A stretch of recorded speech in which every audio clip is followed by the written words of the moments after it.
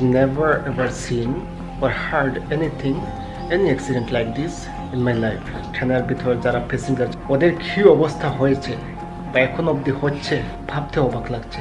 এখন পর্যন্ত 300 মানুষ মারা গেছে এবং ইনজুর্ডের সংখ্যা 1000-এর উপর চলে গেছে। কেউ বলছে সিস্টেমের দোষ, কেউ বলছে সিগন্যাল দোষ। আসলে এসব বের হবে জাজ করা, কিন্তু বর্তমানে যে অবস্থা খুবই খারাপ। যেসব প্যাসেঞ্জার্স ওই ভয়ঙ্কর দুর্ঘটনায় মারা যান কতই না কষ্ট হচ্ছিল, এবং যারা এখন অবধি বেঁচে আছেন পঙ্গু হিসাবে, হাত নেই, পাও নেই, চোখ নেই, ওদের কতই না কষ্ট হচ্ছে। এক একটি মোমেন্ট কীভাবে ওরা স্পেন্ড করছেন একবার কি ভাবছেন?